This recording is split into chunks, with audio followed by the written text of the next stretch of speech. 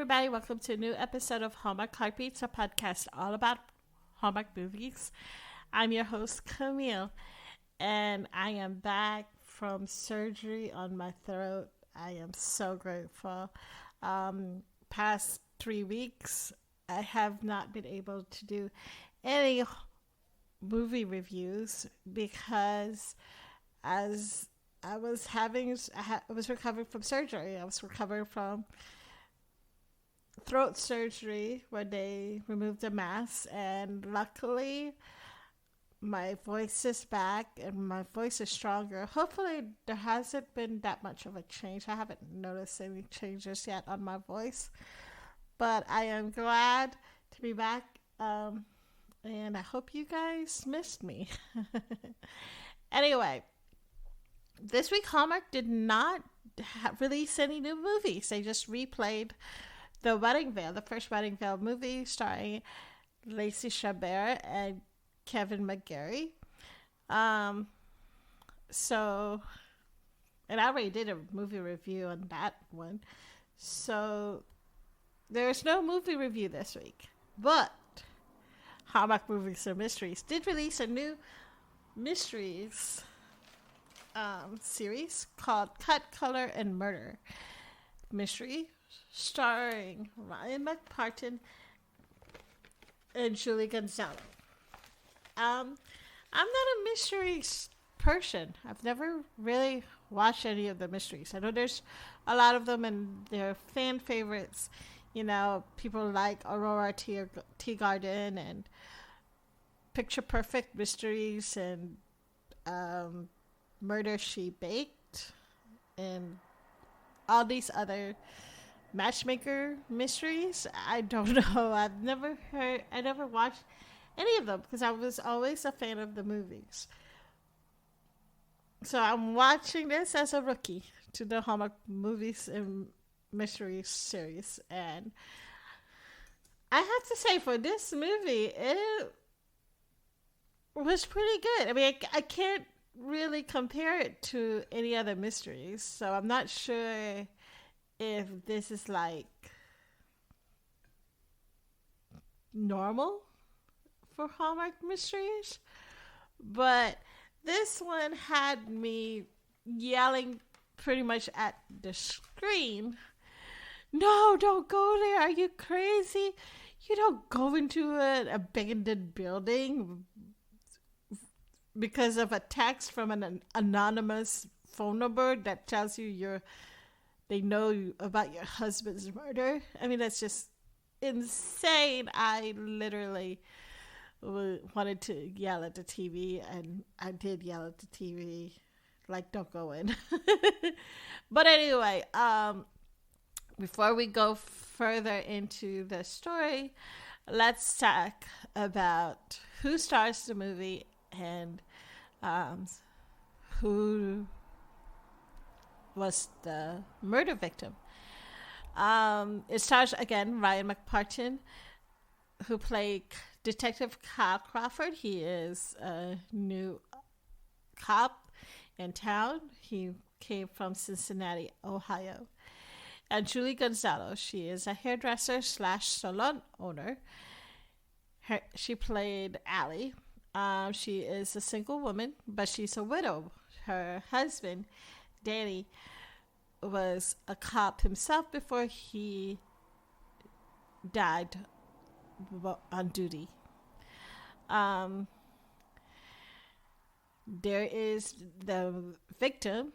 Her name is Mitzi. She runs the Miss Golden Peaks pageant, which is like, I guess, this big annual pageant where girls go and compete for scholarship money and stuff, which is really, really cool. We have, I guess it's sort of like Miss USA, but at a much smaller scale. A couple of guest stars that I wanted to mention is Eva Tamargo. She played Allie's mom, and I know I'm probably telling my age here, but I recognized her from the 90s soap opera called Passions. It was something I grew up watching. She played Pilar Lopez Fitzgerald. She was the matriarch of one of the families in the show. Another one that people might recognize from the show is April Talek. She played Olivia, one of the pageant moms. Brad Harder, who we know from the Christmas House movies. Love him. He is so funny. He was on there as well. Brendan Zub, who played Sterling. He was one of the suspects in the movie who I honestly thought was the real culprit. And also a former guest on the podcast, Nathan Vitta. He was on as Darren, Mitzi's friend and coworker. Anyway, Mitzi is preparing for the pageant. She's getting all these things going. And what happens is she's found dead in her office with a pair of shears on her back. The movie, it goes through the who's who of the suspects, and it goes from coworkers, the jilted lover, pageant moms who are feuding with each other. Even Allie's sister Chelsea was at first a suspect because she was her fingerprints were found on the shears. So it was pretty much everybody was doing a who's who. And I don't know if this is like a regular thing for Hallmark Mysteries, but Allie is sort of a criminal minds profiler. It was kind of hilarious because the way the detective, Freddie, kind of like told Kyle she knows things and stuff, and she read him down. She was like, only single men would wax their eyebrows and stuff, and I'm like, and she knew with what she named his drink where he's from, and it was just crazy. So Allie is, I guess, like a profiler, and she has a closer relationship with the chief of police, and he like goes to her for information, clues, subjects, etc. And I'm sitting there going, dude, you're a cop. Shouldn't you find these clues yourself, not her? Why are you asking her for help? I mean, I get it. She's previously asked, helped with previous cases and stuff like that. But I'm sitting there going, she's still a civilian. I mean, wow, that is just crazy. So yeah, and Allie would go to the police station and like copy the files that was on the chief of police's computer, and figure out who is who and stuff. And I lost count how many times in this movie I was yelling at the screen, "Don't go! Are you crazy? Turn around! Don't do that!" Anyway, so Allie was shot at. Allie almost burned in a building. Allie, yeah. I'm surprised that she actually survived the end of the episode. But anyway, the murderer is one of the pageant moms. The murderer is Olivia. and she killed Mitzi because she thought that she was the other pageant mom who I guess was responsible for disqualifying her daughter in the pageant. I mean, here's the thing. You need a 3.5 GPA to participate in the pageant, which is great. It's a great thing that they have that standard so that the girls are, smart, intelligent, and stuff. But the girl's GPA, Olivia's daughter's GPA was 3.499. It was a 0.001 away from the actual minimum of the GPA. And I'm sitting there going like, could you, I don't know, estimate it up? It's like crazy. There's not even a full grade. What is that? That's like one wrong answer in a quiz to get a 0.001. I mean, like, that is not possible. So yeah, Olivia did not mean to kill Allie. She actually meant to kill the pageant mom who was responsible for her daughter's disqualification. But because Mitzi, who went from a brunette in the early start of the episode, dyed her hair to blonde, it was hard to tell, I guess, the difference between Mitzi and the pageant mom. But yeah, and Olivia also tried to burn down Allie. She was an anonymous texter who told Allie, hey, look, I have information about your husband's murder. Meet me at this building. This abandoned building with ivy growing over it, probably boarded up, and lights not working. Yeah. Allie, don't go in that building. Ever. So anyway, Olivia chloroformed her, tied her to some shelves, and, tried to burn down the building. And Kyle obviously saved her.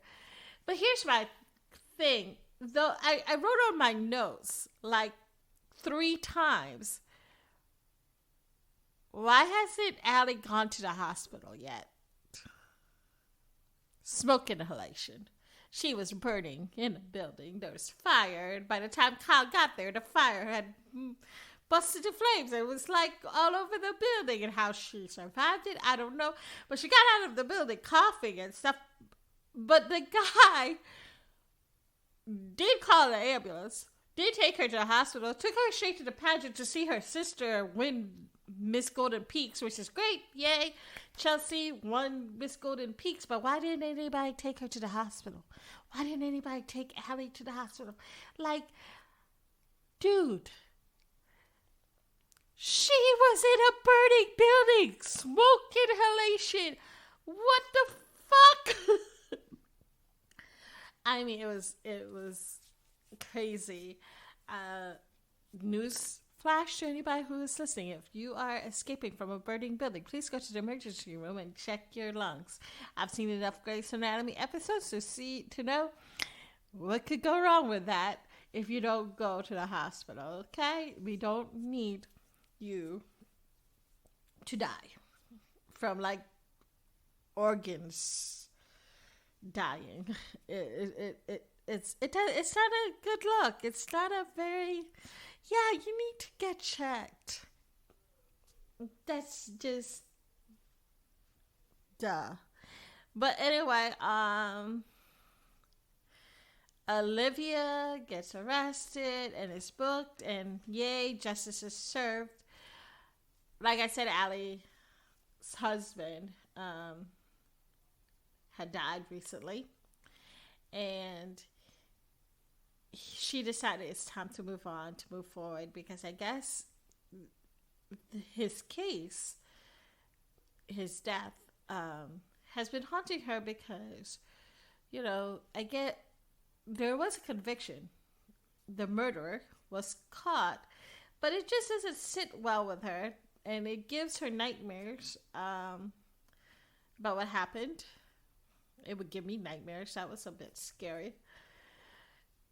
But she decided to let go and to just be a hairdresser, a good one. She went to Danny's grave and told him this. And as she was leaving, she picked up the file, I guess for Danny's murder case, and there were pictures there. And as she was flipping through the pictures, there's a picture of Detective Kyle Crawford. And Kyle had previously told Allie, I don't know you, you don't know me, I've never been here before, I don't know why you would think I look familiar. So now all we know is that she is going to be living, I guess. I hope that we get another mystery, cut, color, and murder mystery. I think this was fun. I don't know how they would do it, though. I mean, it won't be a pageant murder anymore. Unless, let me put it this way. If it's another pageant murder, they might as well shut down Miss Golden Peaks, because that is just bad luck, bad juju. But I hope and pray to God, Allie, here's the thing. Allie needs to stop helping the detectives the way that she's been helping the detectives, or actually go to the police academy and become a detective, because she has put herself in danger much more than anybody should. Please don't go into abandoned buildings with no lights, boarded up, because of an anonymous text about your husband's death. I mean, that's common sense. But anyway, in 2 weeks, Aurora Teagarden will have another episode. I am gonna probably have to. I don't know. I'm not. I don't think I will review that one, mostly because I've never seen any of the Aurora Teagarden. So if I see it and I look at it and stuff, I'm gonna be like, "Who that?"